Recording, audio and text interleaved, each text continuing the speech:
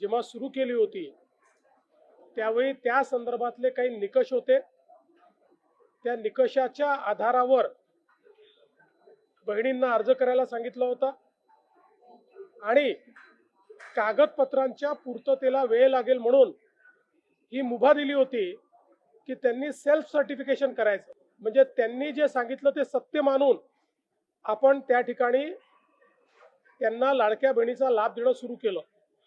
पण अर्थातच आपण ज्यावेळी कुठलाही सरकारी पैसा खर्च करतो त्यावेळी त्याचं सीएजीचं ऑडिट होतं आणि सीएजीच्या ऑडिटमध्ये निकषांप्रमाणे अर्ज आहेत की नाही याची माहिती द्यावी लागते आणि म्हणूनच योजना सुरू झाल्यानंतर आपण त्याचं केवायसी सुरू केलं आणि वेगवेगळे जे डेटाबेस होते त्याच्याशी कंपॅरिझन सुरू केलं, ज्याच्यामध्ये इन्कम टॅक्स विभागाकडनं आपण माहिती घेतली, सरकारचे जे काही कर्मचारी आहेत त्यांचं जिथनं पेमेंट होतं त्या पोर्टलमधनं आपण माहिती घेतली, जो काही आपला परिवहन विभाग आहे याच्यामध्ये मोटरची ओनरशिप कोणाकडे आहे, 4 व्हीलरची, याच्या डेटाबेसची माहिती घेतली, रेशन कार्ड याच्या डेटाबेसची माहिती घेतली आणि ही सगळी माहिती आपण ज्यावेळेस कोलेक्ट केली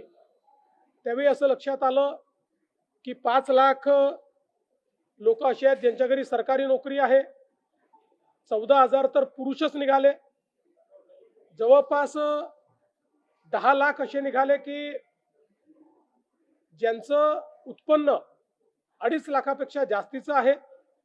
अशा वेगवेगळ्या डेटाबेसमध्ये जे लोक अपात्र झाले त्यांना आपण अपात्र केलेलं आहे।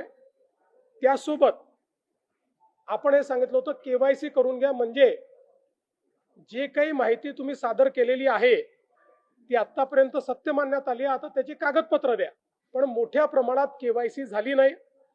आता एक गोष्ट आपण लक्षात घ्या की ज्यांना अर्ज करता येतो, सेल्फ सर्टिफिकेशन करता येतं, त्यांना केवायसी करता येत नाही असं मानणं काही योग्य नाही। पण जवळपास 9 महिने सातत्याने पाठपुरावा केल्यानंतरही ज्यांनी केवायसी केली नाही ते अर्थातच कुठल्या तरी एखादा निकष पार पाडत नाही म्हणून त्यांनी केवायसी केली नाही। आणि म्हणून हे जे काही आता या ठिकाणी जवळपास जे काही तुम्ही सांगितलं 60 लाख 80 लाख जो काही आकडा तुम्ही दिलेला असेल तर ते लोक या योजनेच्या पात्रतेचे निकष हे पूर्ण करताना दिसत नाही। जवळपास 1,70,00,000 महिला, थोडं आकडा कमी अधिक असेल 3-4 हजार, पण 1,70,00,000 महिला ज्या आहेत या निकष पूर्ण पार करतात, त्यांची केवायसी झालेली आहे, त्यामुळे त्यांना लाडक्या बहिणीचे पैसे मिळतच राहतील। ज्यांनी केवायसी केली नाही त्यांना आता आम्ही पैसे देणार नाही, पण त्यांना दिलेले पैसे आम्ही वसूलही करणार नाही। मात्र 14,000 ज्या पुरुषांनी पैसे घेतलेले आहेत त्यांच्याकडनं मात्र पैसे हे वसूल केले जातील।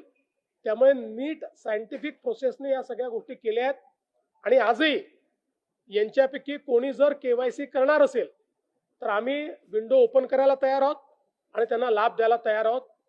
आजही ज्यावेळेस आपण जेवढ्या लाडक्या बहिणींना लाभ देतो, देशातल्या कुठल्याही योजनेपेक्षा आजही सर्वात मोठी योजना ही महाराष्ट्राची आहे।